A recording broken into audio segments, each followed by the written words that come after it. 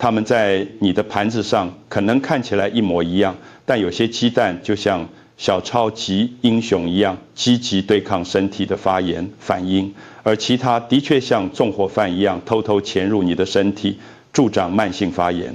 这一切都归结为2件关键的事情：你买哪种鸡蛋，以及你如何烹调它们。今天我们要彻底揭开这个鸡蛋的谜团，从对你身体最有益的鸡蛋种类，到那些看似无害却偷偷摸摸的烹饪方式，它们可以把原本健康营养的早餐变成一场胆固醇犯罪现场。所以赶快坐下来，或者拿起你的锅铲，因为看完这支影片之后，你会确切知道该保留哪些鸡蛋在你的冰箱里，哪些该像对待坏室友一样毫不留情地赶出去。让我们从大多数人经常忽略但却至关重要的地方开始说起：鸡蛋的来源。鸡蛋不只是鸡蛋那么简单，母鸡吃什么饲料，如何生活，生活环境如何，以及是否能够见到真正的阳光和日出，这些因素都会深深影响蛋壳内部的营养素组成和品质。这里是从最差到最好的完整导览，让你一次搞懂。在金字塔底层的是那些可悲的，在日光灯照射下工厂化集约养殖的鸡蛋。这些可怜的母鸡一辈子生活在狭小拥挤的室内空间，从来没有机会接触到真正的阳光，主要只能吃玉米和大豆混合的饲料。而这2种谷物都富含会促进发炎的 Omega-6 脂肪酸。最终结果是什么？那这些鸡蛋的维生素含量较少，有益健康的 Omega-3 脂肪酸含量偏低，反而充满了会导致身体发炎的化合物。把它们想象成沙发马铃薯母鸡产下的沙发马铃薯鸡蛋，缺乏活力和营养价值。接下来是先煮熟或一体状的鸡蛋制品，就是那种装在利乐包纸盒里，或者直接倒在速食店烤架上的那种。它们经过高温巴斯德杀菌处理，并且混合了各种稳定剂或防腐剂，以保持蓬松的质地和延长保存期限。不幸的是，这个高温加工过程会盐重氧化鸡蛋中的胆固醇，而这个重氧化胆固醇正是鸡蛋或得不应有的坏名声的主要原因。新鲜的胆固醇其实对身体有益，但氧化后就变成了问题。然后是速食连锁店的蛋饼或蛋堡，那种完美的圆形，看起来整齐划一，但这个种形状在大自然中从来没有真正存在过。它们的包装上可能自豪地标示着用真鸡蛋制成，但实际上通常含有大量的植物油、人工调味剂、色素和过量的盐分，基本上就是早餐界的冒牌或披着鸡蛋的外衣。最后一种要小心的是长期储存的进口鸡蛋，即使它们外表看起来完好无损，但当它们经过长途运输、跋涉数百甚至上千公里，经过数周甚至数月的时间后，鸡蛋中珍贵的抗氧化剂，像是叶黄素和玉米黄素，早已大量流失和退化了。时间是新鲜食材最大的敌人。现在让我们的视线转向升级版，进入鸡蛋街的贵宾区。这些是真正值得你多花一些钱购买的优质鸡蛋，放牧饲养或再生农场生产的鸡蛋，稳稳地位居健康。鸡蛋的宝座顶端，这些幸福的母鸡能够在宽阔的户外空间自由漫游尽情，享受阳光，吃着新鲜的青草、活蹦乱跳的虫子和各种天然的种子。这种自然的饮食方式让你得到的是颜色亮丽的深橙色蛋黄，而不是惨白的浅黄色。同时拥有更高含量的维生素 D 和维生素 E， 以及高达2倍甚至更多的 Omega-3 脂肪酸。它们基本上就是大自然精心包装在完美蛋壳里的天然综合维生素补充剂。但让我们仔细厘清一些容易混淆的概念，因为市面上这些鸡蛋标签很快就会变得令人困惑和棘手。当你在超市或传统市场购买鸡蛋时，你会看到各种标签，像是有机、放养、放牧、饲养，甚至还有再生农业等字眼。它们听起来好像可以互换使用，但实际上它们就像鸡蛋的交友软体个人档案一样，各有不同的含义。有些标签会让你右滑接受，有些则是在说谎。让我一为你解释清楚。有机这个标签告诉你的是母鸡吃什么样的饲料，它们的饲料必须经过严格的有机认证程序。这意味着完全没有使用化学农药，没有合成肥料，没有基因改造作物。这些母鸡不会被喂食抗生素或注射生长激素来催促产蛋。但这个里有个重要的但书：有机认证的母鸡仍然可以终其一生，主要生活在室内狭小的笼舍里，可能只有一个小小的阳台或户外空间，每天只能出去几分钟透透气。所以请记住，有机标铅含钙的重点是饲料的品质和安全性，而不一定代表母鸡的生活方式有多自由快乐。放牧饲养这个标签则是告诉你母鸡实际上如何生活，它们的日常生活品质如何。这些幸运的鸡只能够真正在广阔的草地上户外自由漫游奔跑。通常法规规定每只母鸡至少要有10平方公尺甚至更大的户外活动空间，它们可以尽情地吃新鲜的昆虫、肥美的蚯蚓和各种野生植物。这种完全自然的饮食习惯会大幅度提升鸡蛋内部的营养素含量。但是要特别注意，放牧饲养并不自动，等于这些母鸡吃的是有机饲料，除非包装上有同时明确标示这2项认证。放牧饲养的鸡可能还是吃一般的谷物饲料，只是生活空间比较大而已。再生农场或再生农业这个概念则是更深入探讨了一个层次，这不只是关于鸡或鸡蛋本身，而是关于整个农场如何永续经营和对待珍贵的土地资源。重点在于积极重建和恢复土壤的健康，促进生物多样性的繁荣发展，以及有效捕获大气中的2氧化碳，对抗气候变迁。大多数采用再生农业的农场通常同时也是放牧饲养和使用有机饲料的，但再生农业的核心重点是恢复和修复整个生态系统的平衡与健康，而不只是单纯追求某个标签或认证而已。所以当你在市场上找到一盒同时标示着放牧饲养和有机双重认证的鸡蛋时，那就是鸡蛋界的米其林3星等级。这代表母鸡既能自由自在地生活在大自然中，又能吃到最干净、安全、不含化学物质的有机饲料。这种鸡蛋虽然价格稍微高一些，但绝对物超所值。即使你千辛万苦买到了最优质、最好的鸡蛋，如果你用错误的方式烹调它们，这些珍贵的营养素可能会损失1半以上，甚至产生有害物质。这里是根据台湾人实际日常烹调习惯整理出来的真实长寿健康排名，从第4名开始倒数，第4名是水波蛋，也就是温泉蛋的做法。如果做对的话，确实很棒。从技术层面来说，几乎完美无缺，完全不需要用油，使用非常温和的热度将氧化反应降到最低。但问题是在现实生活中，大多数人吃水波蛋的时候，都是让它落在一大座油腻腻的薯饼山上，或者烟煤在充满奶油和盐分的荷兰酱海啸下面。理论原则上听起来很健康，但实际执行时很少真正做到健康。这就像办了健身房会员卡却从来不去运动一样，看起来很积极，但实际效果有限。第3名是水煮蛋，也就是白煮蛋。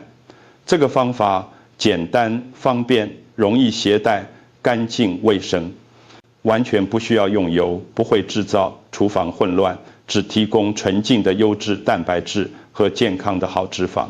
唯一需要特别注意的关键是，千万不要把它们煮得太久，煮过头。如果你剥开蛋壳后，看到蛋黄周围出现一圈灰绿色的环状物，那就是硫化物和铁反应产生的硫化铁，同时也代表蛋黄中的胆固醇已经开始氧化偏置了。氧化的胆固醇才是真正对血管有害的物质，而不是新鲜的胆固醇本身。理想的水煮蛋应该煮到蛋白完全凝固，但蛋黄中心还保持湿润软嫩的状态。第二名是清炒的炒蛋，使用低温慢火，搭配特级初榨橄榄油或草饲奶油来烹调。这个方法容易掌握，做出来的炒蛋富含对大脑极为重要的胆碱，以及保护眼睛健康的叶黄素。低温慢煮的烹调方式能够最大程度地保留鸡蛋中脆弱而珍贵的营养素，而添加少量的健康脂肪时，既上能够帮助你的身体更有效地吸收鸡蛋中的脂溶性维生素，包括维生素 A、维生素 D 和维生素 E。当你使用真正的草饲奶油时，你甚至在尝到鸡蛋的味道之前，就能闻到那种天然的草香和奶油香气。那是一种无法形容的美妙体验。但关键提醒是，绝对不要把炉火开得太大。一旦炒蛋开始变成深褐色，产生焦化、反应那些宝贵的营养，好处就会立刻烟消云散，甚至可能产生有害物质。荣登第1名的长寿冠军是溏心蛋，也叫做半熟蛋。这是完美的中庸之道，取得最佳平衡点。蛋白部分完全煮熟凝固，提供优质蛋白质，而蛋黄则保持如同温暖阳光般流动的液体黄金状态。这种温和适中的加热方式能够保持抗氧化剂的完整活性，有效改善消化吸收，而且完全不需要额外添加任何油脂。用刚烤好的全麦吐司沾着流动的蛋黄一起吃，那种幸福感会让你稍后由衷的感谢我这个建议。溏心蛋不仅美味，更是营养学上的完美选择。现在让我们把焦点转向早午餐桌上的营养反派角色，一起来倒数对你的健康最糟糕、伤害最大的4种鸡蛋料理方式。第4名是加了加工美乃滋的魔鬼蛋。这些可爱的小点心外表看起来无害，甚至很诱人，但那些超市里卖的市售美乃滋，实际上隐藏着大量不健康的精致植物油和过多惠，造成高血压的钠。如果你真的很爱吃魔鬼蛋这道料理，强烈建议你用高品质的特级初榨橄榄油或酪梨油，自己在家制作健康版本的美乃滋。自制美乃滋其实不难，而且你可以完全控制使用的油品和调味料。第3名是用精致植物油高温油煎的荷包蛋，这是台湾早餐店最经典也最普遍的陷阱之一。绝大多数的早餐店、自助餐厅和小吃摊都习惯使用芥花油或大豆油这类 Omega-6 含量极高的精致植物油，而且通常会把油加热到开始冒烟的高温才开始煎蛋。这根本就是制造氧化胆固醇和促进全身慢性发炎的完美配方。如果你的平底锅正在滋滋作响地尖叫冒烟，那么你的动脉血管也正在无声地哀嚎尖叫。如果你真的必须煎蛋，务必只使用1小块草、饲奶油或少量的酪梨油，并且用中小火慢慢加热烹调，绝对不要让油温过高。第2名是各式各样的早餐三明治和早餐卷饼。我们台湾人都很爱吃这类方便快速的早餐，但让我们诚实面对现实，那些白面包、白吐司等精致碳水化合物、过量的钠、不健康的植物油、经过高度加工的起司片，这些成分完全抵消甚至超越了鸡蛋本身所能提供的任何营养。好处，一个看似营养的早餐组合实际上可能对你的健康弊大于利。荣登第1名最不健康鸡蛋料理的反派冠军是班尼迪克蛋，这是早午餐界的终极大魔王。想想看，那些材料浸满了大量奶油和蛋黄制成的浓稠，荷兰酱经过腌制，充满钠的火腿或培根精致白面粉做的英式马芬面包底座，吃起来美味吗？当然，绝对美味到不行，让人欲罢不能。但是对追求长寿健康友善吗？老实说，完全不友善。除非你的人生目标就是在吃完丰盛早午餐后陷入食物昏迷，在沙发上躺一整个下午，什么都做不了。偶尔放纵一次当然没问题，但绝对不适合当作日常早餐选择。如果看完这么多资讯后你什么细节都记不住了，至少请务必记住这些最重要的黄金法则。第1条，优先购买高品质的鸡蛋。如果经济条件允许的话，尽量选择放牧饲养或本地小农生产的新鲜鸡蛋。支持良心小农不仅对你的健康有益，也对环境永续有帮助。第2条，烹调时一定要记得低温慢煮，急躁和高温是营养的最大敌人。第3条，每次吃鸡蛋时，记得搭配富含纤维的食物或深绿色蔬菜，例如新鲜菠菜、酪梨、燕麦片等。这些食物能够帮助平衡胆固醇的吸收，促进肠道健康。第4条，在烹调过程中适量加入新鲜香草，像是巴西里、香菜、迷迭香，或者加1小撮姜黄粉，都能为你的鸡蛋料理增加强大的抗氧化剂，加成效果。还有一个最重要但最容易被忽略的原则，尽可能总是自己在家理清手制做鸡蛋料理。当你在自己的厨房烹饪时，你可以完全掌控和决定要放什么食材进去，使用什么样的油品，加多少盐分。相反的，外面的餐厅、早餐店、饭店早餐吧，为了追求口感和风味，经常会在鸡蛋料理中混合大量的奶油、美乃滋、盐或各种精致植物油。那个菜单上看起来简单清爽的西式煎蛋卷，实际上很可能正浸泡在你的动脉血管，从来没有主动订购完全不想要的有害油脂和添加物里面。你以为吃进的是健康早餐，实际上可能是隐形的健康杀手。